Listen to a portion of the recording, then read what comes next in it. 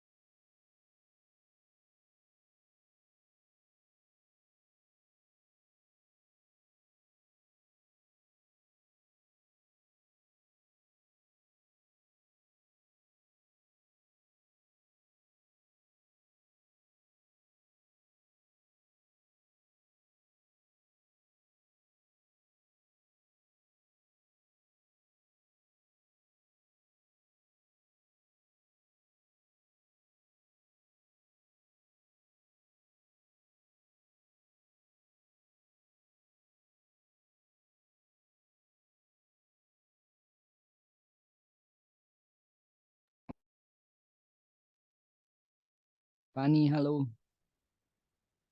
Iya, Pak. Apa kabar? Alhamdulillah baik, Pak. Di mana kamu nih? Lagi di rumah, Pak. Sudah di rumah. Oh, tadi kerja. Tadi kerja, Pak. Hmm. Kerja di mana? Di Sahid Sudirman Center, Pak. Sahid Sudirman Center. Iya. Di kantor apa? Building manajemennya, Pak. Ya, ya, ya. Iya. Di Hotel Sahid ya? Di yang center, Pak. Yang perkantorannya. Iya, dekat Tapi Hotel Sahid. iya, satu kawasan, Pak. Hmm. Hmm.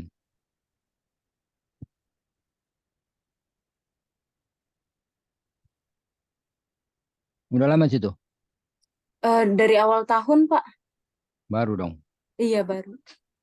Kamu dari D3 apa SMA sih? Dari SMA, Pak. Jadi udah Iya. tahun berapa kamu masuk? 2019, Pak. Hmm. 4 tahun ya? Iya, Pak.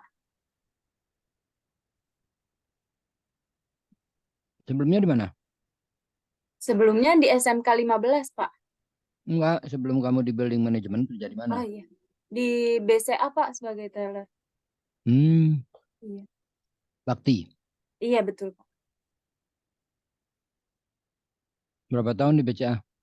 3 tahun, Pak. Hmm,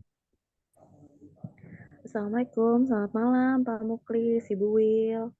Waalaikumsalam Mbak Bulan ya. Waalaikumsalam. Malam Ya, Pak. mohon ditunggu Pak Sparta segera bergabung ya Pak. Wajahmu mana Mbak Bulan? Wajah saya tersembunyi Pak. Oh, belum mandi ya?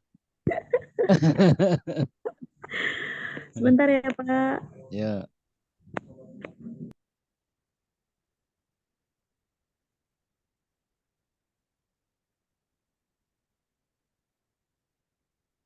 terus nanti bisa balik ke BCA lagi nggak kalau udah lulus? Nah, bisa Pak, insya Allah nanti dicoba lagi. Oh, syaratnya harus sarjana dulu ya? Iya Pak. Hmm, kamu nggak nggak ikut yang itu, yang apa namanya? Yang S1, Iya yang Pak. kayak kayak S1 itu, kayak S1 di BCA itu kan ada ya, yang yang di mana di Sentul tuh. Iya, itu harus dari SMA Pak. SMA langsung Oh, ke program yang di Sentul itu. karena kamu udah masuk ke sini sih ya, Iya udah Pak. masuk ke program ini ya.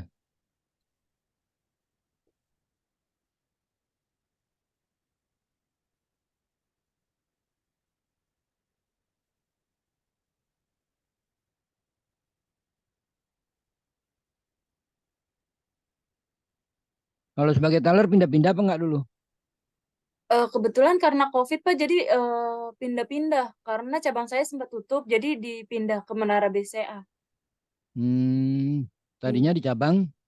Sahid Sudirman Residence Pak. Oh, di situ juga. Iya, di situ. Makanya kamu kenal sama Sahid terus kamu pindah ke situ gitu ya. Iya betul Pak. Berarti tadinya nasabah ya Sahidnya ya. Iya Pak. Oh, terang aja kamu bisa masuk situ. Iya Pak. Kamu tahu tahu duitnya dia semua, ya kan? Iya, Kamu nasabahnya Pak. kamu nerusin aja berarti itu kan. Tadinya itu kan kayak mereka bayar-bayar semua kan ke rekening di BCA gitu ya. Iya betul Pak. Seluruh kantor-kantor yang nyewa di situ gitu ya. Iya betul. Akun apa namanya tuh?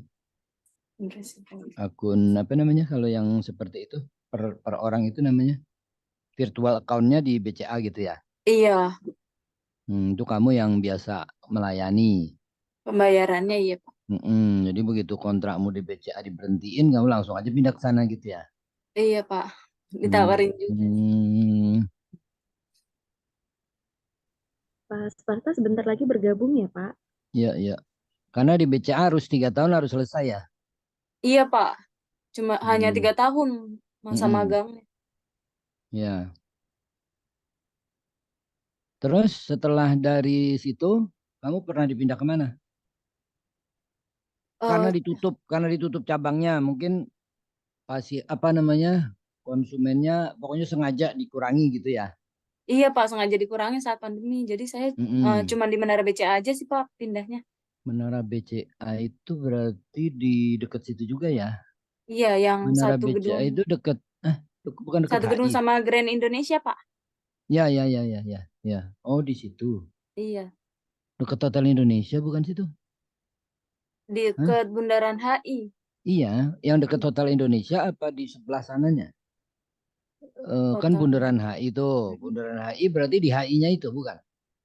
Sebelumnya Pak, Sebelumnya, yang iya di sebelumnya Mall kan ada Grand tower. Indonesia. Oh di Iya Mall itu. Grand. Hmm, saya punya tetangga di sini, kerjanya di situ tuh lantai berapa gitu loh. Namanya Pak Nugroho, kamu kenal nggak? Nugroho, enggak Pak. Nggak, dia Iya ngurusin soalnya. ngurusin corporate lending, Hmm. lending ke ini loh, ke jalan tol gitu-gitu. Kan di gedung BCA itu kan, gedung BCA Iya. yang tinggi di sebelahnya BI itu, di sebelahnya HI itu kan. Iya betul Pak. Oh jadi BCA itu sekarang kantor pusatnya di situ ya? Kantor pusatnya ada beberapa Pak. Ada yang di situ sama ada yang di Bogor juga. Mau Bogor kantor pusat. Jadi dia setahu saya mau pemindahan Pak di Menara BCA itu bakal pindah ke sana ke Bogor semua gitu. Oh Tapi gitu. bukan di Sentulnya. Oh, Itu iya setahu saya Pak. kantor pusat harus di Jakarta dong. Mungkin dibagi kali ya Pak. Oh, mungkin ada Iya. bagian-bagian kayak Mm-mm. SDM di mana gitu ya, training di Iya. mana gitu. Kayak di sini kayak Permata kan di sini nih dekat rumah saya Permata. Untuk ininya untuk apanya gitu, kegiatan apanya di sini. Kan Permata di sini Bintaro. Tapi kalau direksi sih nggak di sini kayaknya. Direksi harus di pusat lah. Jadi itu sekian lantai itu BCA semua gitu. Apa enggak? Setahu saya enggak, Pak. Oh enggak. Ada beberapa yang disewain untuk perusahaan lain. Itu kan di seberangnya Mandarin kan ya? Di seberang. Mandarin kan, Hotel Mandarin? Enggak. Enggak Pak, seberang. Kamu Hotel Mandarin tahu enggak? Taunya itu, Pak. Apa? Tamrin Line, samping Tamrin Line. Kalau Hotel Mandarin kurang tahu. Masa Hotel Mandarin enggak tahu. Hotel Mandarin itu di sebelahnya HI. Seberangnya HI ya pun bundaran itu, bundaran HI. Bundaran HI-nya. Saya kayaknya pernah ngajar deh di situ. Halo, Assalamualaikum. Waalaikumsalam, Pak. Waalaikumsalam, Pak. Maaf, Pak, tadi lama banget loading Zoom-nya. Iya, nggak apa-apa, Pak. 7 menit deh. Iya, baik Bapak Ibu, karena dosen penguji sidang pada malam hari ini sudah lengkap, apakah bisa langsung dimulai? Iya, baik. Ini kan pembimbing Pak Sparta, jadi Ketua ketua pengujinya Pak, sidang saya Iya. Pak Bu Wil. Bapak Ketua penguji. Oh, bukan Bu Wil. Bukan, Tadi Bu Wil. Pak Muklis Pak. Bapak, Pak, Bapak. Oh, tadi Bu Wil seru tuh.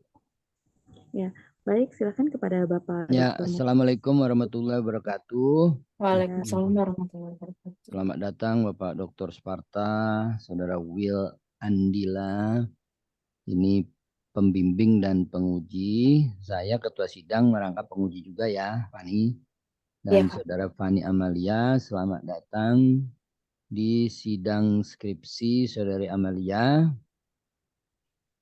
Saudara Amalia ini skripsinya mengenai apa? Return saham ya. Return Betul, Pak. saham, faktor-faktor yang berpengaruh terhadap return saham gitu ya. Iya. Nah, oke. Saya persilakan Saudara Fani, tapi jangan lama-lama ya. Jangan terlalu banyak di bab 1, 2, 3-nya, terutama bab 4-nya aja. Ya, bab 1, 2, 3-nya secara garis besar, kemudian bab 4-nya hasilnya gimana gitu kan. Ya. Baik, Pak. Variabel-variabelnya yang penting-penting aja. Oke, kita mulai ya Pak Sparta, Bu Wil. Silakan Pak Muklis. Ya, silakan Fani. Izin share screen ya, Pak, Bu. Ya.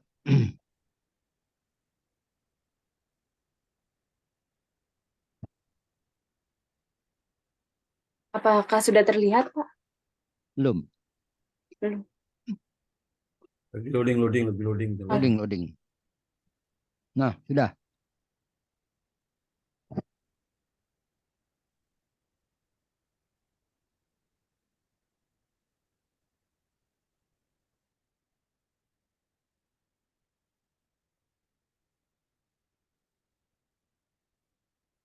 Assalamualaikum warahmatullahi wabarakatuh. Terima kasih atas waktu yang telah diberikan. Sebelum memulai presentasi, saya mengucapkan selamat datang kepada Bapak Dr. Muklis, SEMBM, Bapak Dr. Sparta, SEAK MECE, Ibu Wil Andila Darniati, SEMAK. Terima kasih atas waktu Bapak dan Ibu pada sidang hari ini. Terima kasih juga saya sampaikan kepada Bu Wulan yang telah membantu persiapan sidang ini. Selamat malam Bapak dan Ibu, saya Fani Amalia dengan NIM 2019-123-1025, mahasiswi bimbingan oleh Bapak Dr. Sparta, SEAK MECE, dengan skripsi berjudul Pengaruh Kinerja Keuangan, Leverage, dan Penilaian Pasar terhadap Return Saham pada Perusahaan Properti dan Real Estate yang terdaftar di Bursa Efek Indonesia periode 2017 sampai 2022. Pada seminar proposal, koreksi yang saya dapatkan yang pertama, pengkajian teoritis lebih lanjut untuk merumuskan hubungan kausal antara variabel independen dengan dependen. Yang kedua, pengamatan kembali perusahaan properti dengan leverage tinggi dan rendah, dan bagaimana dampaknya terhadap variabel independen, yaitu return sahamnya. Yang ketiga, seharusnya pada leverage rendah akan berhubungan positif dan pada leverage tinggi berhubungan negatif. Yang keempat, variabel dependen tidak mencantumkan dividen, tambahkan kajian teoritisnya. Yang kelima, rasio pasar diganti dengan price earning ratio. Yang keenam, tujuan penelitian ditambahkan pengaruh variabel independen terhadap variabel dependennya. Dan yang terakhir, penelitian terdahulu yang mendukung hipotesis pada variabel debt. Untuk latar belakang pada penelitian ini adalah adanya penurunan harga properti dan real estate saat pandemi lalu, dikarenakan peningkatan kehati-hatian masyarakat dalam melakukan pengeluaran. Tetapi adanya penurunan harga properti tetap menarik minat masyarakat untuk bertransaksi dan menguntungkan bagi sebagian masyarakat yang tetap membutuhkan kebutuhan premium. Sejalan dengan pandemi yang melandai, tren harga properti optimis akan mengalami kenaikan.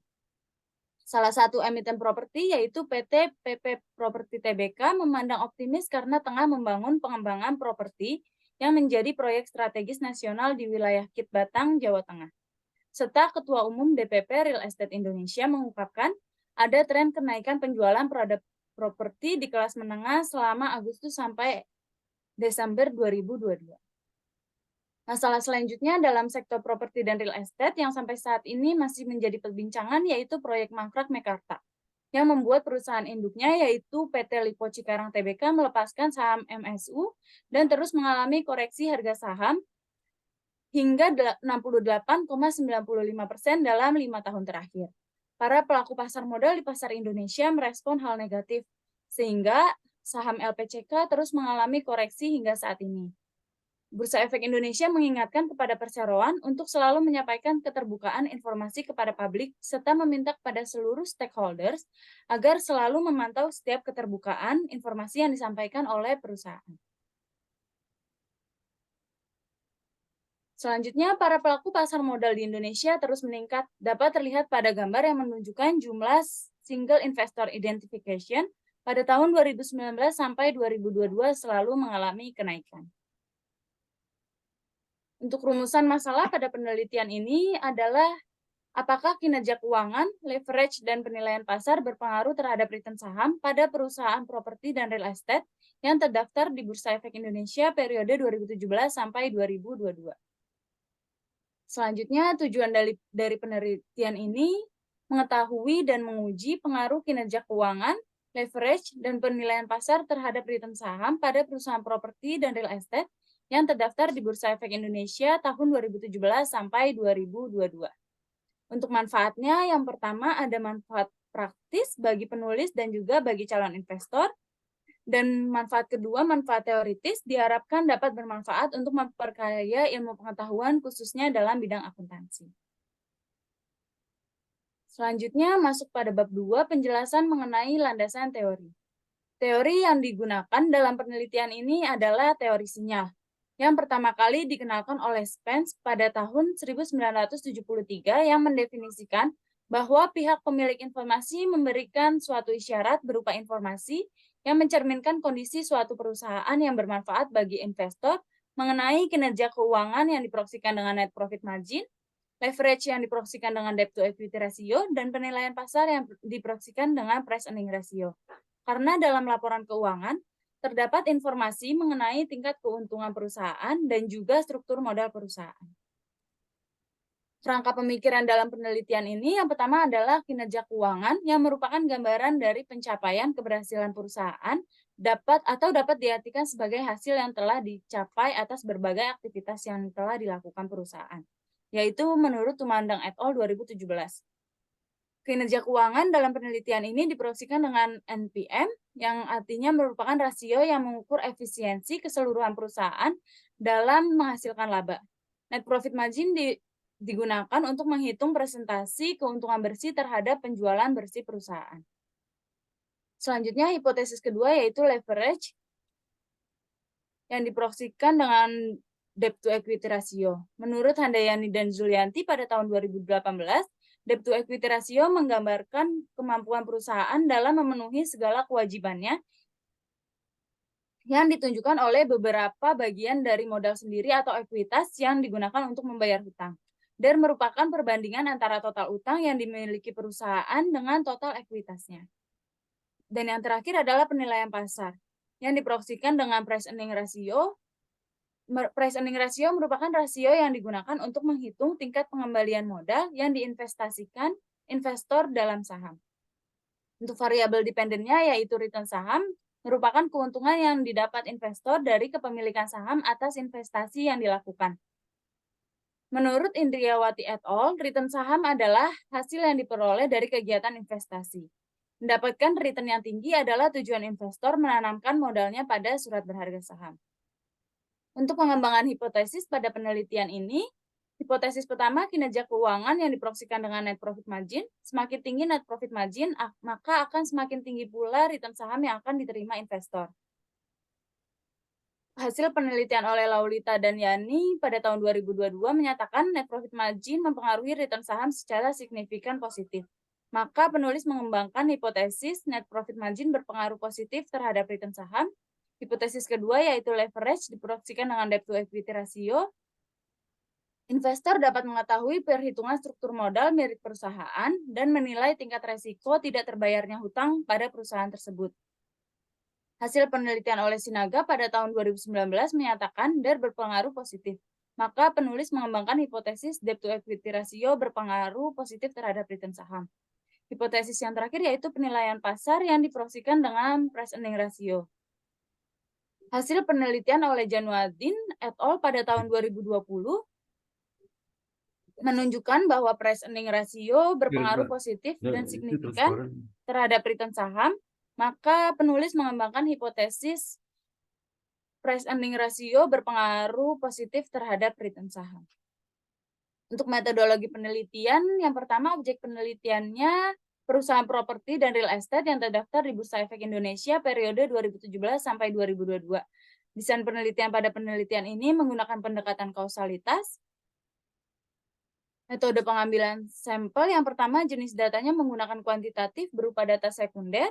Teknik penghimpunan datanya menggunakan teknik dokumentasi dan sampel penelitiannya menggunakan metode purposive sampling. Operasional variabel dalam penelitian ini, yang pertama variabel dependennya return saham dapat dihitung menggunakan rumus Tanda Lilin 2017, yaitu harga saham dikurang harga saham periode sebelumnya dibagi harga saham periode sebelumnya. Untuk net profit margin menggunakan rumus Tanda Lilin, laba bersih setelah pajak dibagi penjualan. Debt to equity ratio menggunakan rumus Handini pada 2020, yaitu total hutang dibagi ekuitas pemegang saham. Price earning ratio menggunakan rumus Tanda Lilin pada tahun 2017, yaitu harga saham dibagi earning per share. Analisis statistik deskriptif dilakukan dengan menggunakan program Ifuse. Untuk analisis regresi data panel terdapat 3 regresi. Yang pertama adalah sebelum COVID, yang kedua adalah pada masa COVID, dan regresi ketiga pada masa penelitian. Untuk uji pemilihan regresi data panel yang digunakan, yang pertama adalah uji Chow, yang kedua uji Hausman, yang ketiga uji Langrenz multiplier, selanjutnya uji asumsi klasik terdiri dari uji normalitas dan gejala klasik. Karena dalam penelitian ini adalah 210 data, yaitu melebihi dari 30 observasi, menurut Waldreich pada 2005, berdasarkan Central Limit Theorem, data yang melebihi 30 diasumsikan terdistribusi normal, yaitu menurut jurnal Pak Sparta pada tahun 2016. Maka dalam penelitian ini tidak dilakukan uji normalitas atas data. Yang kedua yaitu uji multikoliniaritas, yang ketiga uji autokorelasi, dan yang terakhir uji heteroskedastisitas. Untuk teknik pengujian hipotesisnya yang pertama adalah uji koefisien determinasi dan uji T. Pada bab 4 yaitu mengenai analisis dan pembahasan. Pada penelitian ini populasi yaitu perusahaan properti dan real estate yang terdaftar di Bursa Efek Indonesia pada periode 2017 sampai 2022. Yang terdaftar di Bursa Efek Indonesia mulai tahun 2017 terdapat 50 perusahaan yang memiliki kelengkapan data, yang tidak memiliki kelengkapan data.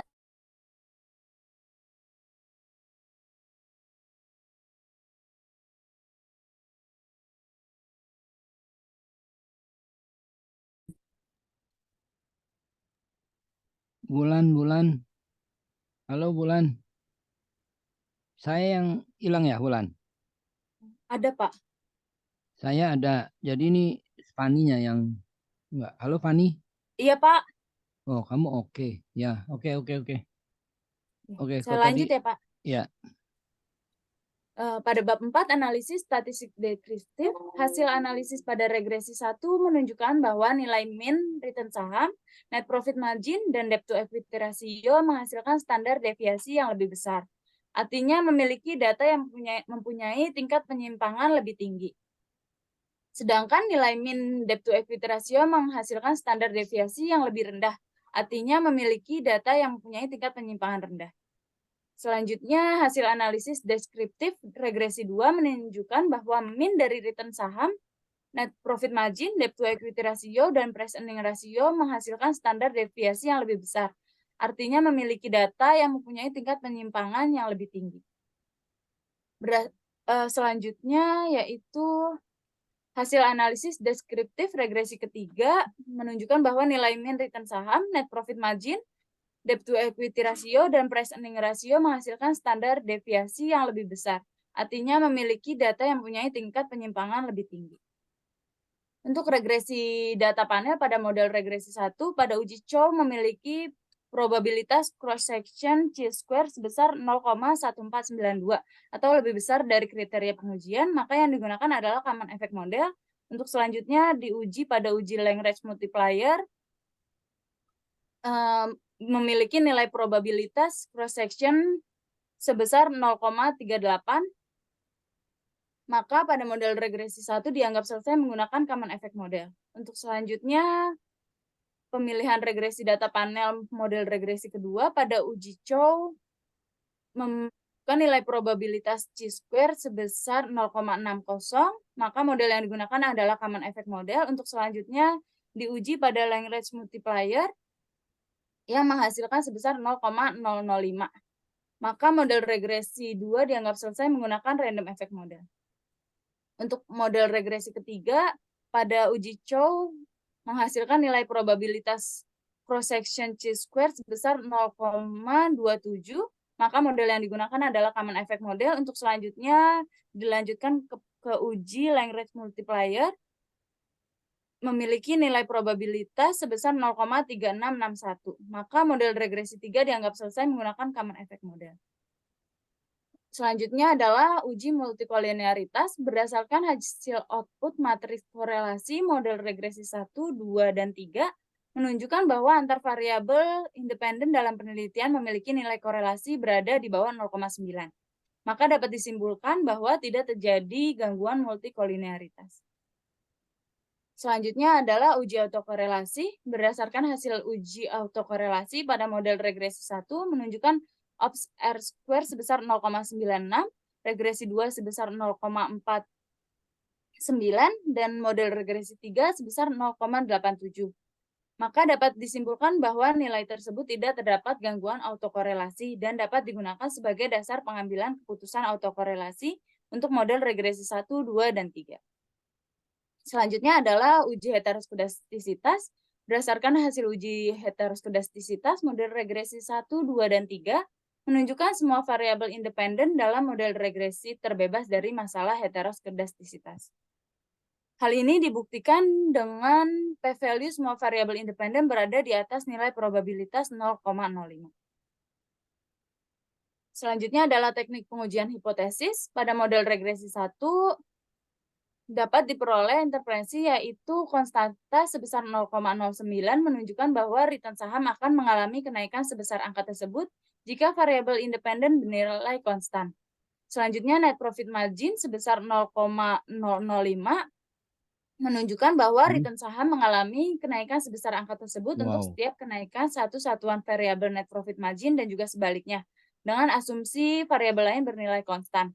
Yang ketiga adalah debt to equity ratio sebesar 0,44 yang menunjukkan bahwa return saham akan mengalami kenaikan sebesar angka tersebut untuk setiap kenaikan satu satuan variabel DER dan sebaliknya, dengan asumsi variabel lain bernilai konstan. Koefisien regresi price earning ratio sebesar 6,05 menunjukkan bahwa return saham mengalami kenaikan sebesar angka tersebut untuk setiap kenaikan satu satuan variabel price earning ratio dan juga sebaliknya, dengan asumsi variabel lain bernilai konstan. Kemudian pada hasil uji T, pengujian regresi 1 ini menggunakan common effect model dan hasilnya menunjukkan nilai probabilitas variabel net profit margin sebesar 0,93, maka dapat disimpulkan bahwa tidak terdapat pengaruh net profit margin terhadap return saham pada model regresi 1. Yang kedua yaitu debt to equity ratio menghasilkan nilai probabilitas sebesar 0,8768, maka dapat disimpulkan tidak terdapat pengaruh signifikan debt to equity ratio terhadap return saham pada model regresi 1. Yang ketiga adalah penelitian price earning ratio sebesar 0,9146, maka dapat disimpulkan tidak terdapat pengaruh signifikan price earning ratio terhadap return saham. Untuk hasil uji koefisien determinasi menunjukkan nilai adjusted R-square untuk model regresi 1 sebesar minus 0,09. Nilai tersebut menjelaskan bahwa variabel NPM, DER, dan PER dapat menjelaskan hanya sebesar minus 2,93 atau dianggap 0%, sedangkan 100% dijelaskan oleh faktor lain yang tidak diteliti dalam penelitian ini. Selanjutnya, model regresi kedua diperoleh interpretasi konstanta sebesar minus 0,005 menunjukkan bahwa return saham akan mengalami penurunan sebesar angka tersebut jika variabel independen bernilai konstan. Net profit margin sebesar 0,055 menunjukkan bahwa return saham mengalami kenaikan sebesar 0,055 untuk setiap kenaikan satu satuan variabel net profit margin dan juga sebaliknya dengan asumsi variabel lain bernilai konstan. Yang ketiga adalah debt to equity ratio sebesar minus 0,0055 menunjukkan bahwa return saham mengalami penurunan sebesar angka tersebut untuk setiap kenaikan satu satuan variabel DER dan sebaliknya dengan asumsi variabel lain bernilai konstan. Dan yang keempat adalah price earning ratio sebesar minus 0,000194 menunjukkan bahwa return saham mengalami penurunan sebesar angka tersebut untuk setiap kenaikan satu satuan variabel PER dan juga sebaliknya dengan asumsi variabel lain bernilai konstan. Untuk hasil uji T pada model regresi kedua menjelaskan net profit margin sebesar 0,000, maka dapat disimpulkan bahwa terdapat pengaruh signifikan net profit margin terhadap return saham. Yang kedua adalah debt to equity ratio menunjukkan angka sebesar 0,7120, maka dapat disimpulkan DER tidak terdapat pengaruh signifikan terhadap return saham. Yang ketiga adalah price earning ratio sebesar 0,3441, maka dapat disimpulkan bahwa tidak terdapat pengaruh signifikan price earning ratio terhadap return saham pada model regresi kedua. Untuk uji koefisien determinasi model regresi kedua, nilai adjusted R-square untuk model regresi ini adalah sebesar 0,24. Maka nilai tersebut menjelaskan bahwa variabel NPM, DER, dan PER dapat menjelaskan hanya sebesar 24,18. Sedangkan 75,82% lainnya dijelaskan oleh faktor lain yang tidak diteliti dalam penelitian ini. Yang terakhir adalah model regresi ketiga dapat diperoleh interpretasi yaitu konstanta sebesar 0,113 menunjukkan bahwa return saham akan mengalami kenaikan sebesar angka tersebut jika variabel independen bernilai konstan. Net profit margin sebesar 0,04 menunjukkan bahwa return saham akan mengalami kenaikan sebesar angka tersebut untuk setiap kenaikan satu satuan variabel NPM dan juga sebaliknya. Debt to equity ratio sebesar minus 0,003 menunjukkan bahwa return saham mengalami penurunan sebesar angka tersebut untuk setiap kenaikan satu satuan variabel DER dan juga sebaliknya. Price earning ratio sebesar 4,34 menunjukkan bahwa return saham mengalami kenaikan sebesar angka tersebut untuk setiap kenaikan satu satuan variabel PER dan juga sebaliknya. Untuk koefisien regresi COVID-19 sebagai variabel dummy sebesar minus 0,111 menunjukkan bahwa return saham mengalami kenaikan sebesar 0,111 untuk setiap kenaikan satu satuan variabel dummy dan juga sebaliknya dengan asumsi variabel lain bernilai konstan. Untuk uji T pada model regresi ketiga, yang pertama adalah net profit margin memiliki nilai probabilitas sebesar 0,06, maka dapat disimpulkan bahwa NPM pada model regresi ketiga tidak berpengaruh signifikan terhadap return saham. Hipotesis kedua yaitu debt to equity ratio sebesar 0,93, maka dapat disimpulkan bahwa debt to equity ratio tidak berpengaruh signifikan terhadap return saham. Hipotesis yang ketiga yaitu price earning ratio sebesar 0,4661, dapat disimpulkan bahwa price earning ratio tidak berpengaruh terhadap return saham. Untuk uji koefisien regresinya pada model regresi 3 menunjukkan nilai adjusted R-square untuk model regresi ini sebesar 0,0006 0,0080 atau 0,00%. Nilai tersebut menjelaskan bahwa variabel net profit margin, debt to equity ratio, dan price earning ratio pada model regresi 3 ini hanya menjelaskan sebesar 0,00 atau sedangkan 100% lainnya dijelaskan oleh faktor lain yang tidak diteliti dalam penelitian ini. Untuk kesimpulannya, yaitu net profit margin dalam model regresi kedua berpengaruh positif dan signifikan. Hal ini menjelaskan bahwa dalam model regresi 2 atau pada masa COVID, semakin tinggi nilai NPM maka akan menimbulkan peningkatan return saham. Teorisinya mencerminkan sinyal baik bagi para investor untuk melakukan investasi saat NPM semakin tinggi. Informasi NPM dapat dilihat pada laporan keuangan yang diterbitkan perusahaan. Kenaikan return saham pada masa COVID ini disebabkan kebijakan pemerintah dalam memberikan inisiatif pajak pertambahan nilai ditanggung pemerintah atau PPN-DTP yang mampu menaikkan harga saham emiten properti dan mengakibatkan return saham pun naik. Serta Bank Indonesia menurunkan suku bunga yang diikuti dengan pelonggaran batasan kredit menjadi 100%, yang artinya masyarakat dapat pembiayaan perumahan 100% dari plafon. Hal ini menarik minat masyarakat dalam pembelian properti dan juga meningkatkan laba perusahaan properti dan real estate saat masa COVID-19. Sedangkan model regresi 1 dan 3 tidak berpengaruh signifikan. Teorisinya memberikan isyarat kepada investor pada model regresi 1 dan ketiga bahwa net profit margin tidak berpengaruh atas kenaikan atau penurunan return saham. Untuk variabel selanjutnya yaitu debt to equity ratio pada model regresi 1, 2, dan 3 tidak berpengaruh. Maka hipotesis ini ditolak. Investor harus lebih memperhatikan isyarat yang diberikan perusahaan melalui laporan keuangannya. Teori sinyal dapat membantu investor dalam melihat isyarat yang diberikan perusahaan untuk melihat rasio DER. Penelitian ini tidak membuktikan bahwa perusahaan yang memiliki DER kecil berdampak pada harga saham yang akan meningkat dan return saham yang didapatkan investor juga meningkat. Hal tersebut disebabkan karena psikologis investor yang cenderung lebih menggunakan faktor eksternal untuk mengambil keputusan investasi. Serta semakin tinggi DER yang dianggap oleh investor bahwa perusahaan sedang mengalami perkembangan dengan menambah modal yang berasal dari hutang. Dan yang terakhir adalah price earning ratio pada model regresi 1, 2, dan 3 tidak berpengaruh, maka hipotesis ditolak. Price earning ratio tidak terbukti mengetahui kemampuan perusahaan dalam menghasilkan laba earning power di masa yang akan datang dalam penelitian ini. Hal tersebut menunjukkan ketidakpastian dalam menilai harga saham suatu perusahaan dalam perusahaan pasar yang terbentuk disebabkan oleh adanya permintaan dan penawaran serta kondisi ekonomi di Indonesia yang tidak stabil menunjukkan hasil tidak signifikan yang tidak menyebabkan perubahan return saham.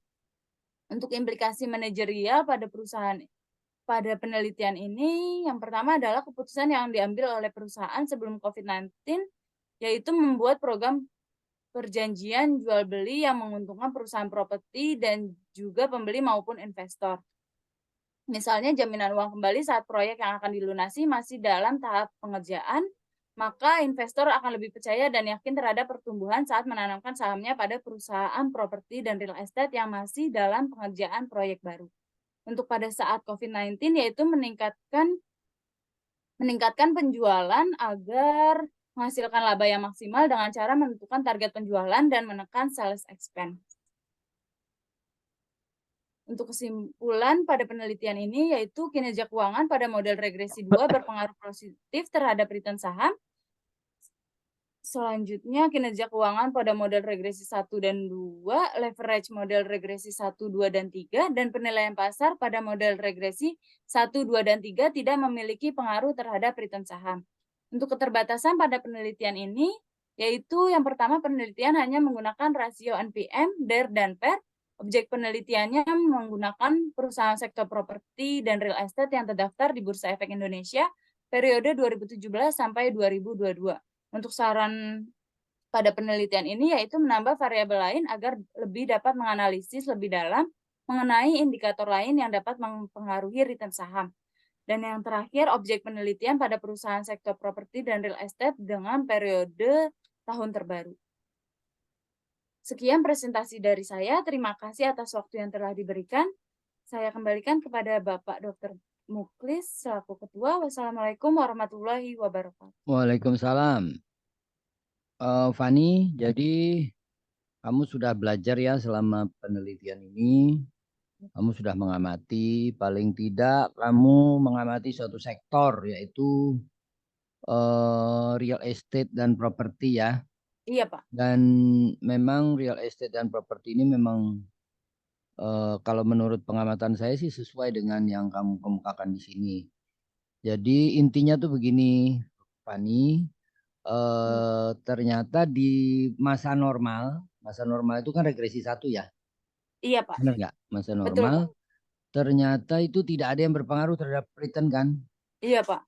Tidak satupun ya, Iya. tidak satupun. Nah itu saya rasa kamu harus simpulkan tuh, itu kan normal dalam situasi normal. Iya, Pak. Tapi justru tidak ada yang berpengaruh. Nah jadi dan R square-nya rendah sekali kan? Iya, Pak. Nah tuh apa tuh kesimpulannya jadi? Harus satu kesimpulan. Tadi kayaknya udah kamu sebut apa belum ya? Apa itu yang harus kamu simpulkan seperti di situ? Kalau R square rendah itu artinya apa? Coba R square-nya tadi berapa? R square pada model regresi 1 ya, Pak. Mm-mm. Sebesar minus 0,02, Pak. 0,02. Nah, itu kan Iya. kecil banget itu. Iya. Ya kan? Nah, Iya, Pak. kecil banget. Berarti artinya apa? Yang dipengaruhi Artinya oleh NPM, DER, dan PER cuma dianggap 0,000 lah gitu kan. Iya. Jadi 100% dipengaruhi oleh di luar itu kan. Iya, Pak. Nah itu. Di luar itunya itu terutama adalah faktor eksternal. Ya, Iya, Pak. oke. Oke, Pak. Nah itu secara garis besar itulah. Tapi kita dengarkan dulu Bu Wil nih. Bu Wil, pendapatnya gimana Bu Wil? Atau pertanyaan-pertanyaannya Bu Wil? Baik, Pak. Terima kasih, Pak Muklis. Mohon izin, Pak Muklis, Pak Sparta. Fani, Iya, Bu. oke, ada sedikit saran, masukan, dan sedikit pertanyaan kepada Fani. Nah, yang pertama kita mulai dari saran dulu. Itu yang halaman 41, Fani, belum sesuai, Fani, dengan yang saya minta. Halaman Yang 41. terkait, iya, yang terkait DER. Oh iya, baik, Bu. Nah, Fani cari lagi ya artikel-artikel yang menyatakan bahwa DER itu berpengaruh positif terhadap return saham. Positif dan signifikan ya, Fani ya. Bukan positif tapi tidak signifikan ya. Oh iya, baik. Positif signifikan ya. Baik, Bu. Coba cari artikel yang mendukung hipotesis Fani tadi di halaman 41. Baik, Bu. Lalu Fani ini sama sekali nggak menguji normalitasnya ya? Saya coba uji, Dicoba Bu. apa enggak? Dicoba, Bu, ada di lampiran saya. Oh, ada. Iya, Bu. Di lampiran paling bawah berarti ya. Iya, betul, Bu. Oke, hasilnya tidak normal. Tidak normal, Bu, semuanya. Dicoba outlier nggak? Dicoba 1 kali sama, Bu, tidak normal juga. Di outliernya mengeluarkan berapa data? Saya lupa spesifiknya berapa, Bu. Tapi setelah dihilangin tetap nggak normal gitu ya? Tetap nggak normal, Pak. Bisa habis semua nanti Bu kalau dihilangin terus. Kamu udah coba hilangin gitu ya? Iya, Pak. Udah beberapa kali, Pak. Ya nanti jadi habis datanya ya. Dan jadi nggak meaningful lagi. Oh, ini ya halaman 109 ya. Iya, Bu. 0,00000. Banyak banget nolnya. 0 semua, Pak. Iya, berarti kan Ini 0 juga, ini 0 juga. Kan bedanya dari kurva normal sangat signifikan, gitu kan artinya ya? Iya, Pak. Bedanya dari kurva normal sangat signifikan, berarti kan sangat tidak normal itu. Sangat tidak makanya normal. karena sudah berapa kali kamu uji coba outlier, Fani? Sudah sampai 3 kali, Bu. Sampai sisa berapa data yang ketiga kalinya itu? Saya boleh lihat data sebentar ya, Bu ya? Boleh banget. Dibuka aja datanya. Mungkin setelah dihilangin malah tambah tidak normal, mungkin loh. Jadi dia waduh, ini kalau dihilangin lagi bukannya tambah normal, tambah tidak normal. Kan awalnya 105. Habis itu setelah di outlier berapa, Fani? Nyampe habis setengahnya? Ada setengahnya, Bu. Habisnya? Iya, Hmm. Bu. Oke, makanya kamu memutuskan untuk tidak melakukan uji normalitas ya? Iya, Bu. Tidak memasukkan akhirnya, mengabaikan normalitasnya. Oke, kemudian di halaman 59, Fani, yang Iya, Bu. tabel kriteria pemilihan sampel. Mm-mm. Itu yang nomor 2 itu maksudnya yang tidak memiliki kali ya? Perusahaan properti dan real estate yang memiliki kelengkapan data yang dibutuhkan dalam penelitian yaitu tahun 2017 dan 2020, minus 10. Oh iya. Iya, maaf Ibu, maksudnya yang tidak memiliki kelengkapan data, Yang Bu. tidak memiliki ya, yang tidak Iya, Bu. lengkap akhirnya kamu kurangin kan 10. Iya, Bu. Kemudian yang nomor 3-nya juga yang tidak mempunyai data harga saham. Yang tidak kan ya, Iya, nomor iya betul, 3-nya. Bu. Iya, Bu, maaf. Oke, dicatat Fani itu. Iya, Bu. Sehingga jumlah sampelnya tinggal 35. Iya, betul, Bu. Regresi 1 3 tahun jadi 105. Regresi 2 3 tahun jadi 105. Regresi 3 berapa tahun, Fani? Regresi 3-nya 6 tahun, Bu, maaf. Karena semua Koreksi ya. lagi ya, Fani. Iya, oke, Bu. Bukan 5 tahun kan ya, 6 tahun Iya, kan? Bu, 6 tahun. Nah, koreksi lagi di tabelnya jadi 6 Baik, Bu. tahun. Baik, Bu. Oke, kemudian kita masuk ke deskriptif sekarang nih, Fani. Iya, Bu. NPM rumusnya apa, Fani? Net profit margin rumusnya laba bersih setelah pajak dibagi penjualan, Bu. Laba bersih setelah pajak dibagi penjualan. Iya. Ini sama seperti tadi nih, Pak Sparta, NPM-nya tinggi banget, 22. Seperti yang Harley tadi, Pak. Nah, Fani boleh 22. di-share nggak datanya? Boleh, 22 2%. ini 22% atau 22 toh yang akhirnya ketika dikalikan 100 menjadi 2.200%. bentar ya, Bu. Saya izin share ya, Ya, Bu. ya boleh. Yang NPM ya, Fani ya. NPM.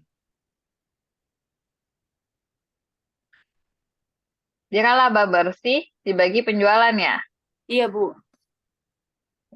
Ini besar banget dong laba bersihnya jika dibandingkan dengan penjualan. 22.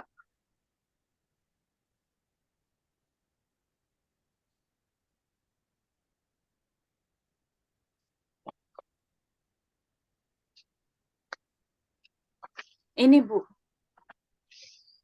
Oke, mana yang NPM?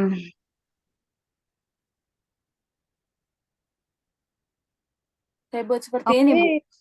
Oke, itu NPM-nya 27%. Terus kalau itu yang Greenwood-nya? Yang Yang 22. Greenwood. Oh iya, iya, Bu. Ya benar Ini ya, ya? Bu. 222, iya, Bu. Coba lihat.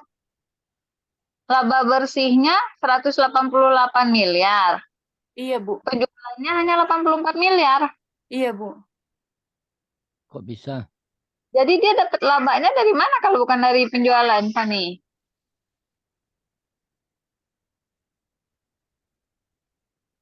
Dua kali lipat labanya dibanding penjualan. Iya, Bu. Fani punya laporan keuangan Greenwood-nya kan? Ada, Bu, sebentar, Bu. Nah, coba buka yang tahun 2017. Kita cek satu ya. Greenwood. Greenwood. Jelas. Mungkin laba ini kali ya, laba luar biasa atau laba apa gitu ya. Non operasional kali. Tinggi banget, Pak. 222. Mungkin ada laba non operasional atau laba apa gitu.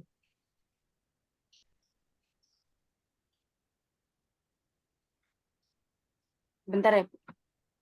Ya, boleh.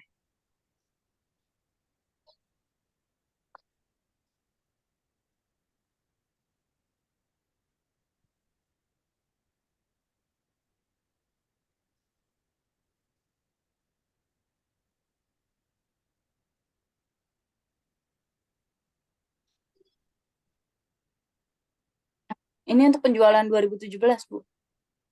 Ya, oke. Terus? Laba bersihnya yang ini, tahun berjalan. 188. Coba. Oh iya benar. Laba penjualan Laba bersih. kotor. Beban penjualannya tuh ada 100. Laba kotornya 57.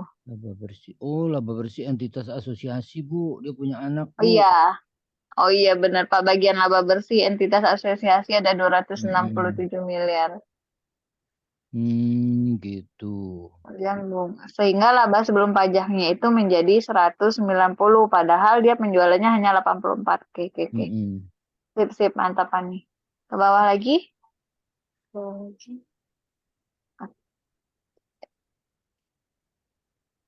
Oke. Benar. Satu lagi Fani yang ini. Yang si Star Pacific tahun 2021. Star Pacific. Net profit margin ya, Ya. Bu? Iya, masih sama. 39. Hitung sebentar ya. Star Pacific.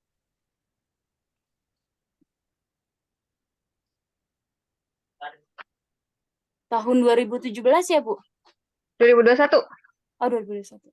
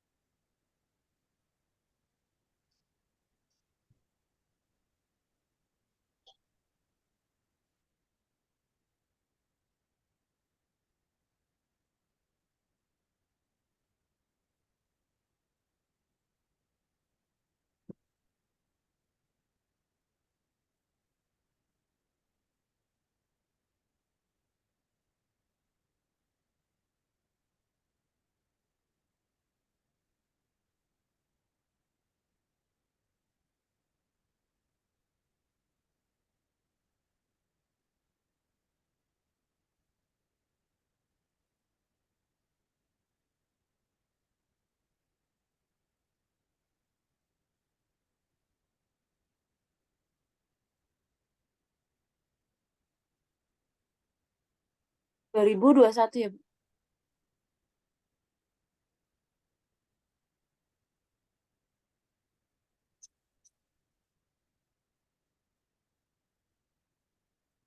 Ini, Bu.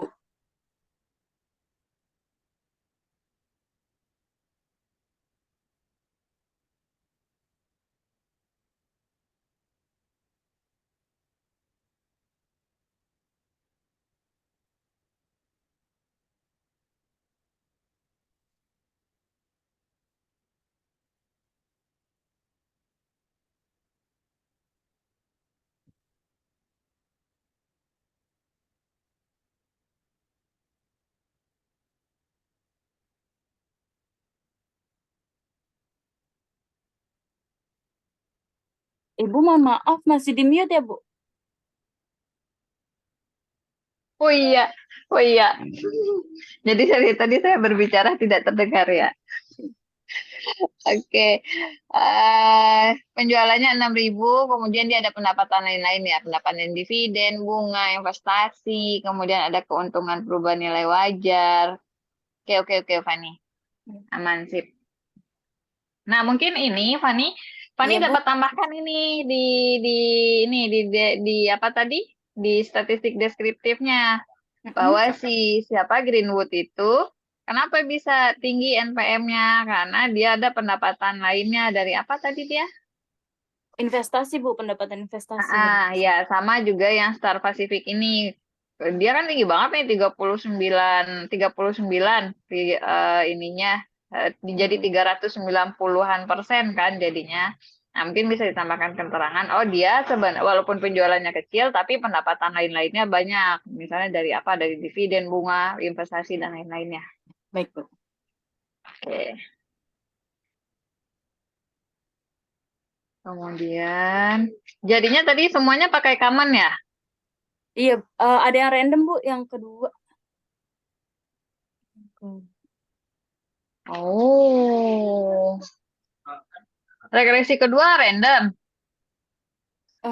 Iya, Bu. Kalau random bukannya harus uji normalitas. Kalau fixed dan common Kalau datanya lebih dari 30 atau dia data panel boleh nggak pakai normal. Tapi kalau random bukannya harus normal ya. Coba nanti cari lagi ya, Fani ya. Iya, baik Ibu. Soalnya tadi saya sempat baca, mana ya?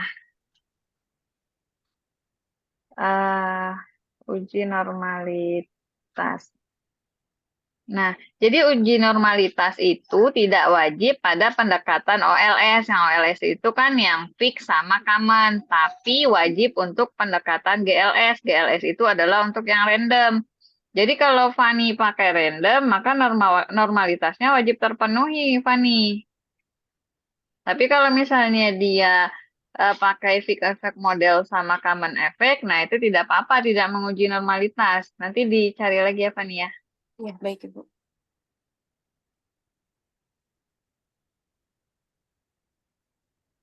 Kemudian autocall oke, heteros oke, regresi sudah mana tadi yang. Nah, ini koefisien determinasi sangat kecil ya, Fani ya. Iya, Mungkin Bu. karena datanya tidak normal itu kali ya, jadi Iya, Bu. menyebabkan koefisien determinasinya kecil. Nah, nanti coba lagi yang untuk regresi 2 ya, Fani ya, Iya, baik Ibu. yang Nanti random saya tadi. Nah, baik Bu. uji F diuji nggak? F Uji F simultan. tidak Bu. Kenapa, Fani? Karena di dalam tujuan saya tidak dituliskan untuk secara bersama-sama berpengaruh terhadap return saham, Bu.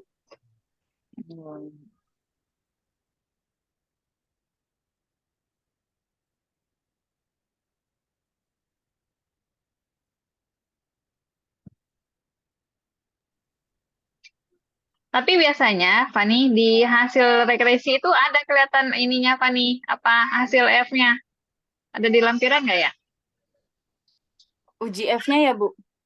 Iya. Saya kurang ingat. Sebentar, Bu.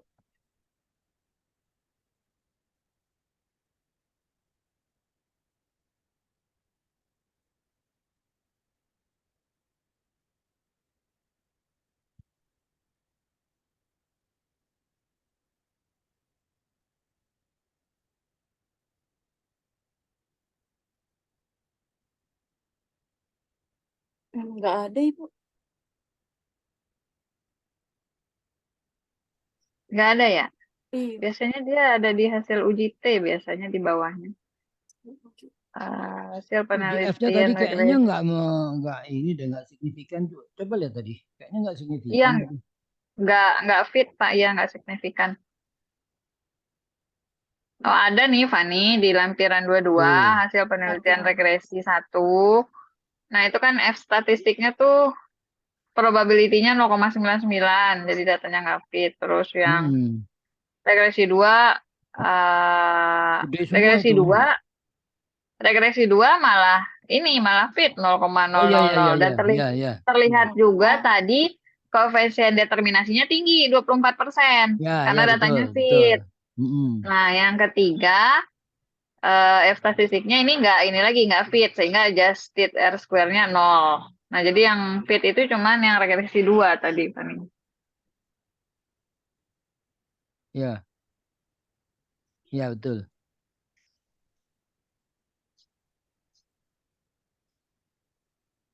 Sudah dicatat, Fani, apa-apa saja yang saya minta untuk ditambahkan? Iya, baik, Bu.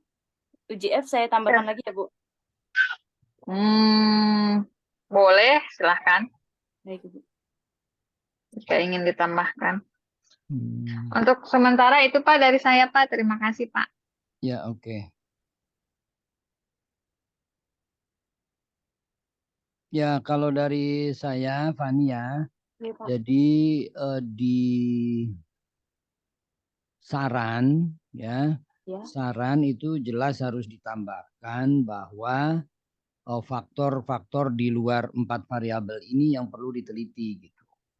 Karena 4 Baik. faktor ini kebanyakan tidak berpengaruh terhadap return saham gitu ya.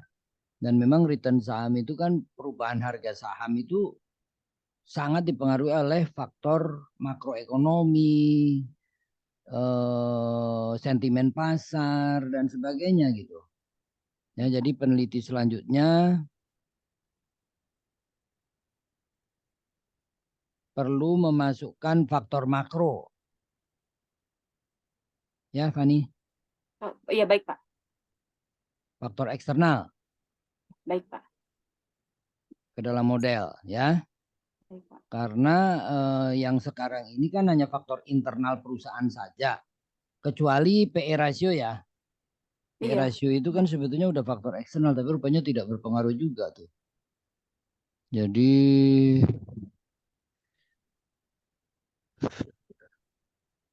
IHSG atau apa ya? Kalau IHSG kan jadi kan faktor-faktor makro semua udah masuk di situ sehingga jadinya seperti market model itu. Jadi intinya faktor eksternal yang berpengaruh terhadap seluruh harga saham itu perlu dikontrol itu kelihatannya. Baik, Ya, Pak. Baik, Pak. faktor eksternal yang berpengaruh terhadap harga saham keseluruhan. Harga saham yang ada di bursa. Nah, sehingga nanti faktor internal diharapkan berpengaruh terhadap return saham dari perusahaan-perusahaan yang kamu teliti di sini. Baik, Pak. Gitu ya. Jadi Iya, baik, Pak. karena ini arus keluarnya rendah sekali gitu kan. Nah, tapi yang menarik di sini ternyata pada saat pandemi itu justru berpengaruh, yaitu Iya, Pak. profitabilitas. Nah, di sini kamu perlu tonjolkan di sini ya. Ini penting nih, bahwa para investor itu sangat hanya fokus pada profit gitu ya, Iya, Pak. pada profitabilitas emiten. Ya, mereka tidak kurang mempedulikan resiko, misalnya resiko solvabilitas ya, Iya, baik, Pak. sehingga DER menjadi tidak berpengaruh. Iya, baik, Pak. Ya, jadi mereka terlalu fokus kepada profit. Ya, makanya profit berpengaruh. Justru pada saat pandemi itu profit berpengaruh. Nah, ini kamu kan sudah menjelaskan tadi ya. Ada insentif-insentif pemerintah yang banyak sekali tuh memang. Iya, Pak. Memang kebetulan saya kan rumah saya di sini nih dekat developer-developer di sini ya. Jadi saya sering ngobrol sama sales-sales rumah di sini. Itu bahkan ada yang bilang ya, selama pandemi itu mereka tuh malah laris. Jadi ini Iya, perlu Pak. kamu catat ya. Jadi pada masa pandemi itu sales-sales rumah itu justru pada laris coba. Iya. Kenapa? Karena tadi yang kamu bilang banyak insentif dari pemerintah. Kan itu ada apa yang dihapuskan dulu tuh kan? Pemerintah kan Iya. menghapuskan PPN ya kalau nggak salah. Iya, Pak. PPN dihapuskan, apalagi Ditanggung oleh pemerintah. ditanggung oleh pemerintah 0% tahun 2020 tuh waktu itu. Nah, terus suku bunga juga turun kan? Iya, betul, Pak. Turun. Itu harga itu benar-benar anjir, turun banget. Nah, karena turun banget orang juga kan uangnya kan nggak dipakai buat usaha. Nah, dibelikan rumah, dibelikan properti gitu. Itu banyak tuh yang begitu. Nah, sehingga developer-developer itu pada seneng tahun 2021 terutama ya. Kalau 2020 orang lah masih bingung lah. Ini pandeminya kayak gini nggak bisa mikir lah gitu kan. Tapi 2021, 2022 apalagi tuh udah melonjak. Bahkan harga udah mulai naik gitu tahun 2022. Ya, jadi ini perlu kamu tonjolkan di situ bahwa ternyata pada masa pandemi itu terjadi hal yang agak di luar dugaan ya. Iya, baik, Ternyata Pak. real estate itu naik penjualannya. Penjualannya naik sehingga profitabilitas itu jadi penting bagi para investor gitu. Nah, sehingga dia berpengaruh ke return saham. ya. Iya, Pak. Itu perlu ditonjolkan karena itu temuan yang saya rasa agak apa namanya, agak tak terduga gitu kan. Mestinya Iya, Pak. kalau pandemi orang susah, mestinya kan jualan rumah nggak laku, ya kan? Iya, Nah, betul, tapi Pak. ternyata laku, itu keanehan memang. Bahkan sekarang ini ketika harga sudah agak naik lagi, malah orang pada mikir mau beli gitu.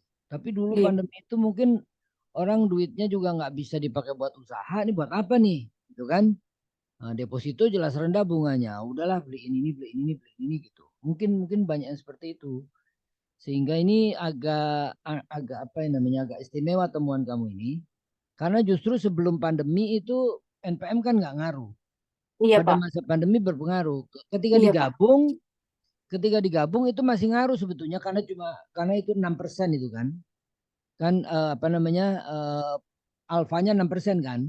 Berarti kan hanya sedikit di atas 5%. Jadi itu sebetulnya masih ngaruh. Jadi kalau berarti artinya pada saat pandemi itu NPM itu sangat berpengaruh pada return saham. Nah, mungkin karena itu tadi banyak insentif pemerintah, banyak orang-orang yang menginvestasikan dana nganggurnya ke dalam properti gitu. Itu kamu kemukakan itu. Baik, Pak. Yang kamu kemukakan karena itu temuan penting ya, temuan penting bagi para peneliti yang mau meneliti dengan sampel perusahaan properti pada masa pandemi. Ya, Baik, itu Pak. temuan penting kamu harus sampaikan itu. Ya. Ya, baik, Pak. Oke, silakan Pak Sparta sebagai penguji. Oke, terima kasih Pak Muklis, Pak Dr. Muklis, Mbak Will ya. Memang banyak kanan dari hasilnya ya. Ini hari ini kemarin sudah yang ketiga ini. Eh, ini kaitannya dengan data yang nggak begitu bagus ya. Ya, Ada beberapa data yang aneh. Mestinya kalau segi periset itu karena si Fani kan bukan periset ya. Periset biasanya dia akan cari tahu gitu. Jadi dia ambil data normal aja. Maksudnya contoh tadi itu ada apa labanya berapa kali lipat itu. Dan kita lihat mungkin laba disebabkan oleh ada income gitu. Itu kita keluarkan biasanya sih. Gitu.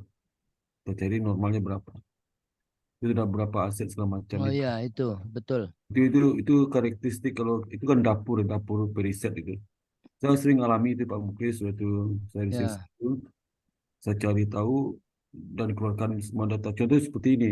Kan di dalam komponen income itu ada eh, apa yang sifatnya eh, yang sering terjadi sama tidak terjadi. Apa lupa saya bahasa Inggris apa itu.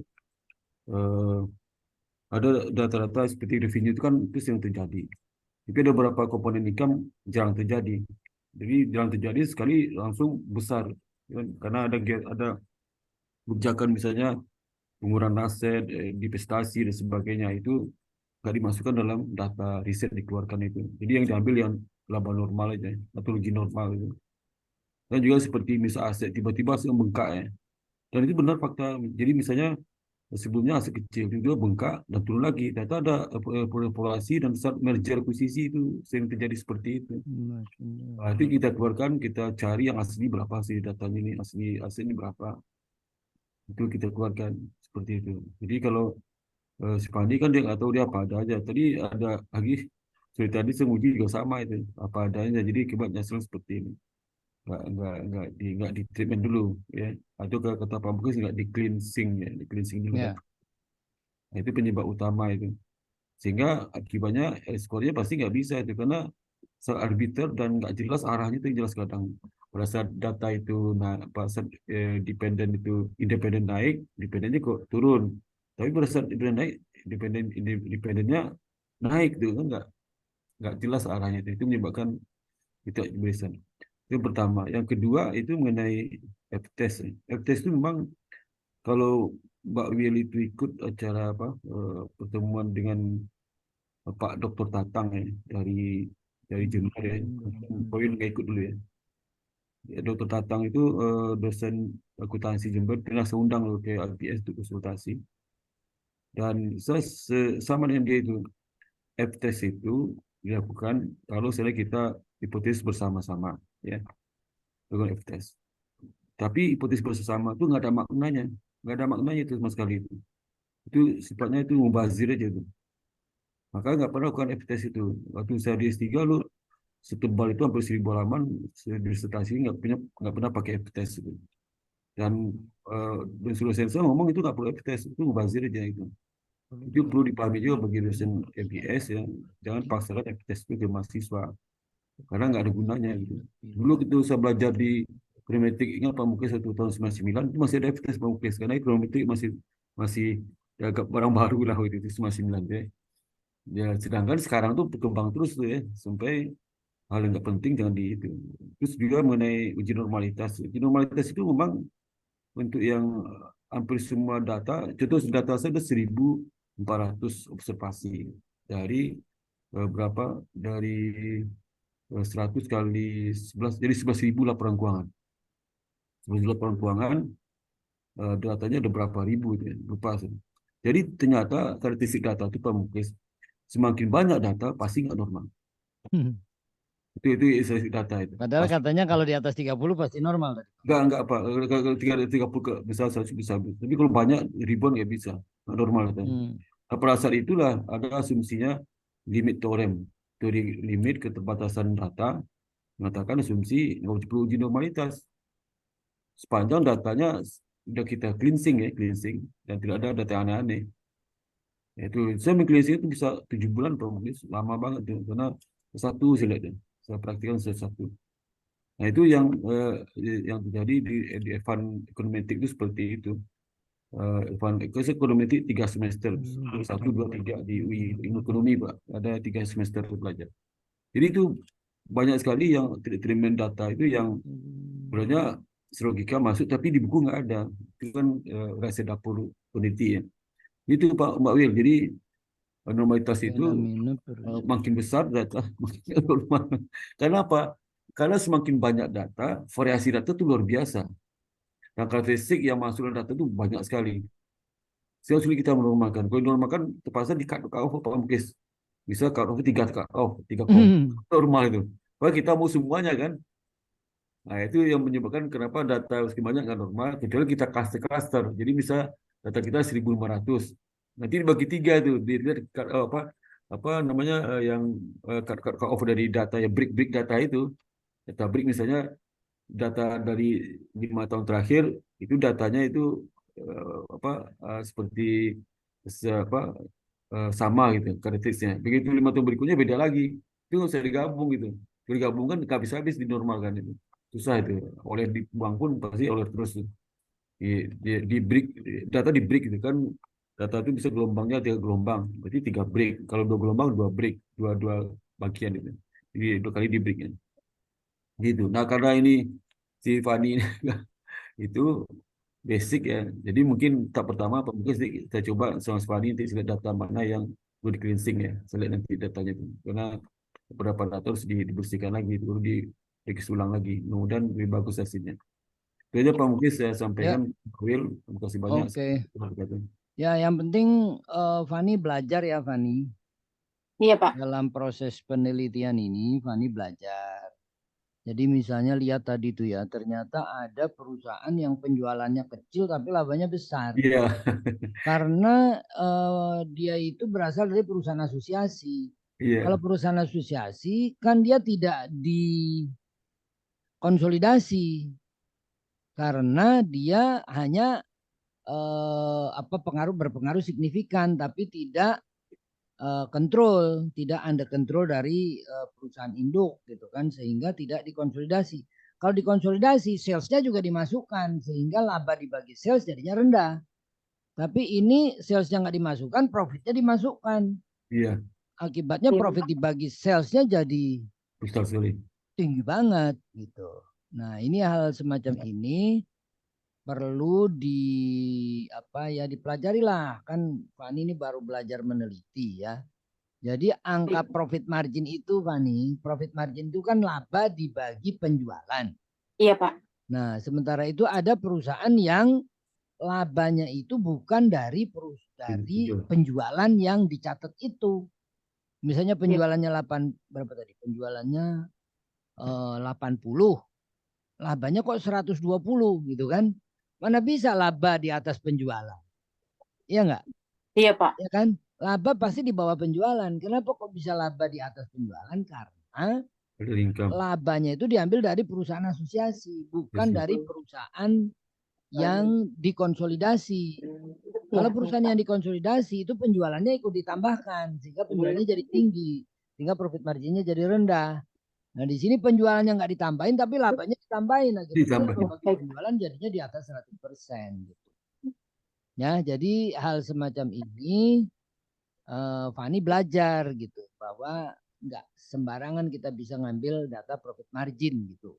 Baik, Pak. Ya, jadi di situ saya rasa dikemukakan aja nanti di keterbatasan dengan adanya banyaknya perusahaan asosiasi ya. Iya, Perusahaan asosiasi. Jadi perusahaan yang induknya sama. itu berpengaruh signifikan tapi tidak mengendalikan. Sehingga labanya dimasukkan dengan metode ekuitas kan labanya dimasukkan tapi salesnya nggak dimasukkan. Iya. Baik, Pak. Itu merupakan kelemahan dari faktor NPM itu sehingga NPM jadinya tidak signifikan. Ya, baik. Jadi yang penting belajar lah dalam proses ini, Ya, penting baik. belajar. Kita bukan mencari sempurna karena tadi kan Fahni kan bukan mau jadi peneliti, gitu kan? Fahni itu mau kerja di bank atau kerja di keuangan, gitu kan? Bukan mau jadi peneliti, tapi yang penting selama meneliti ini Fahni belajar, ya. Baik, Pak. Belajar bahwa profit margin itu hati-hati kalau baca profit margin. Ya, profit margin itu kalau rumusnya kan gampang. Laba dibagi penjualan. Nah, dari sini kita belajar bahwa laba dari perusahaan asosiasi ditambahkan, tapi penjualan dari perusahaan asuransi nggak ditambahkan. Nah, akibatnya laba dibagi penjualan bisa lebih dari 100% sampai Bu Wil bingung tadi itu kan. Iya. Kok bisa laba di atas penjualan itu kan? Nah, kita belajar ternyata ada laba dari perusahaan asosiasi. Itu Fani belajar gitu. Jadi Baik, Pak. penulis skripsi ini yang penting dalam prosesnya Fani belajar.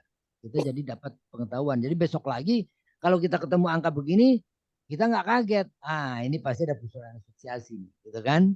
Ya, baik, Coba Pak. kalau nggak pernah baca penelitian ini, kita nggak tahu itu bisa kejeblos lagi kita kan? Kejeblos nanti. Dan mendingan daripada sekarang kita tahu.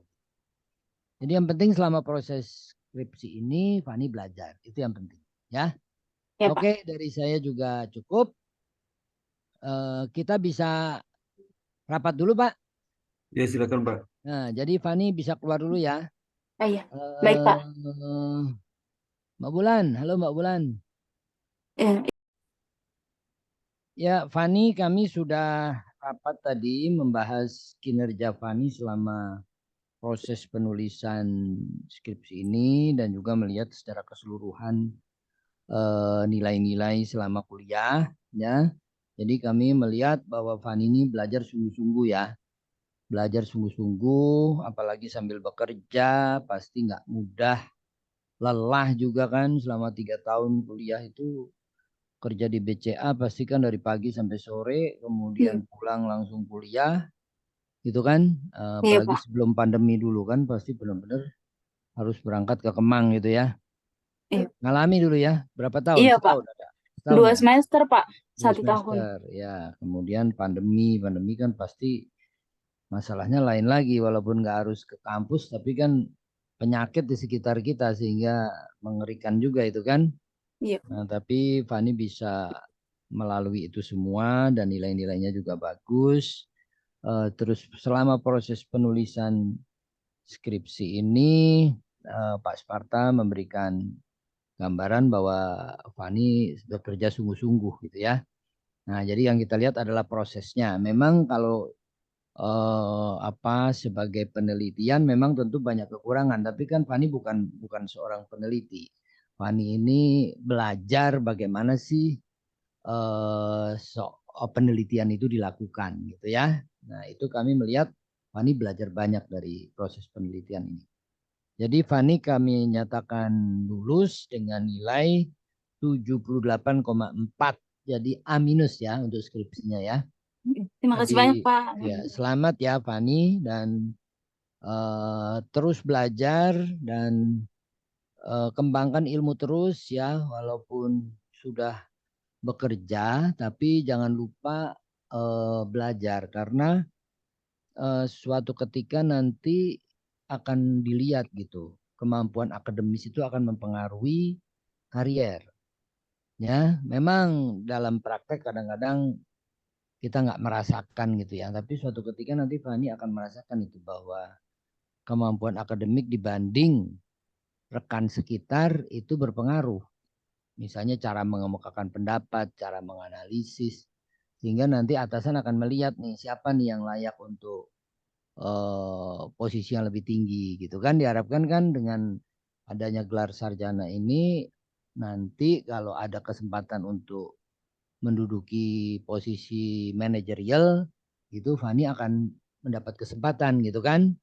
Nah, jadi itulah gunanya kuliah, menambah wawasan akademik, menambah wawasan keilmuan ya yang nggak bisa dipelajari kalau kita terus-menerus berada di lingkungan praktek. Nah, jadi perlu keluar dari praktek, ketemu sama dosen, berdiskusi, membahas secara keilmuan apa sih yang dipelajari oleh para ilmuwan tentang dunia bisnis. Nah, dari situ Fani itu memperoleh kemampuan akademis yang beda dari orang yang terus-menerus bekerja. Nah, dengan demikian diharapkan Fani nanti bisa menduduki posisi manajerial. Gitu ya. Jadi kami sangat mengharapkan Fani bisa bagus posisinya naik karena adanya gelar S1 gitu kan, sehingga dia pandang punya cukup bekal akademis sehingga bisa menduduki posisi yang lebih tinggi nanti di pekerjaan. Lebih bersifat manajerial gitu ya. Jadi nggak clerical terus tapi manajerial. Kalau nanti kembali ke bank mungkin ya nggak di teller terus tapi misalnya jadi teller kepala gitu kan. Jadi mengorganize teller yang ada gitu kan. Nah, itu membutuhkan kemampuan akademis ya, bagaimana mengelola orang, bagaimana memimpin. Nah, itu memerlukan wawasan keilmuan. Nah, di situ gunanya kuliah seperti itu ya. Baik, Fani, Pak. ya Iya, baik, selamat Pak. sekali lagi ya, selamat. Terima kasih banyak, Pak. Nah, oke, silakan Mbak Wil, kemudian Pak Sparta. Baik, Pak Muklis, terima kasih, Pak. Fani, selamat ya, Fani, atas kelulusannya. Terima kasih Semoga banyak. ilmunya bermanfaat, berkah, dan sukses terus untuk pekerjaannya. Itu saja dari saya, Pak Muklis. Pak Ya. Sparta, silakan, Pak. Terima kasih banyak, Bu Wil. Ya. Sama-sama. Oke, saya langsung Pak Muklis. Ya. Oke, terima kasih Pak Muklis. Fani ini mungkin malam ini tidur paling enak ya, paling nyenyak ya. Iya, Pak. Terima kasih banyak, Pak. Mungkin berapa bulan ini nggak tenang tidurnya ya. Nah, malam ini nikmat banget tidurnya itu ya. Iya, Pak. Mimpi yang indah itu ya. Dan itu Terima kasih banyak ya, Pak. yang kedua juga nanti apa setelah sidang ini kamu kasih tahu ke ayahmu ya, kamu lulus ya. Iya, baik, Pak. Usahakan dia datang wisuda ya. Iya, Pak. Usah seperti yang sampaikan waktu pertemuan beberapa hari lalu.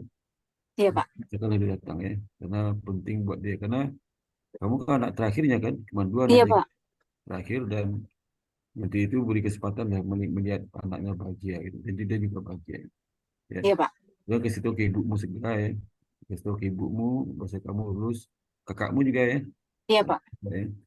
Kemudian bisa merubah kondisi keluargamu nanti ke depan. Sepatu kamu Amin. di sukses kita nggak tahu nasib ini kan nggak tahu gitu ya.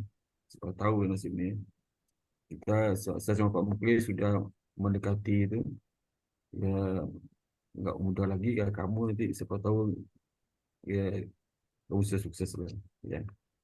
Dan Terima kasih banyak, Pak. yang ketiga nanti itu adalah datanya tolong dibersihkan dulu nanti saya bantu ya bersihnya. Nanti kita lewat Zoom aja. Ya, baik, Pak. Jadi ini langsung kita lihat lagi data mana harus dikurangi mana itu ya. Masing-masing pada Apple itu dicek data satu-satu. Ada berapa 100 lebih nggak banyak itu. Dulu ribuan mungkin nggak apa-apa sih. Satu sebentar itu ya. Itu di Baik, regis Pak. lagi. Kamu sendiri meregis atau siapa yang meregis? Kamu sendiri yang meregis ya. Siapa meregresi siapa yang mengolah data siapa? Saya boleh, Pak. Nanti saya Kak, yang mengolah data temanmu atau kamu mengolah Oh, data? saya, Pak. Oh kamu nggak ada Iya. masalah sih. Iya. Kalau dirubah kan tinggal di input di e-Visio itu kamu ganti aja. Ganti Iya, di baik, Pak. itu aja, dan selamat ya. Sekali lagi sampaikan kepada keluargamu, mudah-mudahan ini membawa apa kondisi lebih baik masa datang. Seperti nasihat Pak Muklis tadi ya, itu benar semua ya. Jadi kamu harus ingat itu semua. Oke, terima kasih. Terima Assalamualaikum. kasih banyak, Pak. Ya, silakan Fani kalau mau menyampaikan Ya, ucapannya kepada Pak Sparta tuh yang sudah membimbing. Silakan Pak Fani, saya kasih waktu. Ya, terima kasih banyak kepada Bapak Dr. Sparta atas waktu yang telah diberikan kepada saya sebagai dosen pembimbing, sangat membantu saya dari awal penelitian sampai sidang akhir ini, Pak. Terima kasih juga kepada Bapak Dr. Muklis dan Ibu Wilandila selaku dosen penguji. Terima kasih atas saran-saran yang telah diberikan Pak dan Ibu pada penelitian saya. Terima kasih banyak atas waktu dan ilmunya Pak dan Ibu. Ya. Kesan kamu kuliah di IBS gimana? Hah? Kenapa tentang IBS? Untuk kesan-pesan, saya sangat berterima kasih karena dosen-dosen dengan kualitas yang baik dan fasilitas Indonesia Banking School juga sangat baik. Semoga Indonesia Banking School akan semakin maju dan semakin sukses, beserta dosen-dosennya juga, Pak. Oke. Bakti apa masih ada kan ya? Masih merekrut yang seperti kamu itu? Masih terus ya? Masih, Pak. Iya. Oke, tolong dipromosikan lah kalau teman-teman kamu ada yang mau kuliah. Ya, Ya, di samping ke tempat lain, tapi coba dipertimbangkan IBS karena IBS ini kan banking. Sementara mereka kan sebagai teller atau CS. Itu ada CS juga atau semua teller kalau Bakti itu? Teller dan CS, Pak. Teller dan CS. Nah, mereka kan teller dan CS di bank. Sehingga kalau mereka kuliah di IBS yang fokus di banking, akan ada nilai lebih gitu daripada di tempat lain yang tidak fokus di bank gitu ya. Jadi sampaikan, tolong disampaikan pada teman-temannya, kenalan-kenalannya yang di Bakti kalau mau kuliah ke IBS gitu ya. Baik, Pak. Oke, dengan demikian kita akhiri sidang tesis untuk Fani Amalia. Terima kasih Pak Sparta, terima kasih Bu Wil, dan selamat sekali lagi untuk Fani Amalia. Terima kasih Mbak Bulan. Kita tutup. Wassalamualaikum warahmatullahi wabarakatuh. Waalaikumsalam. Terima kasih Pak Muklis. Pak Wil, terima kasih banyak. Sama-sama Bapak. Terima kasih Pak Muklis, Pak Sparta, Ibu Wil. Sama-sama Mbak Ul. Selamat Fani. Terima kasih banyak Ibu. Terima kasih Pak Muklis, Pak Sparta, Ibu Wil. Ya, sama. Terima kasih banyak Bu Bulan. Ya.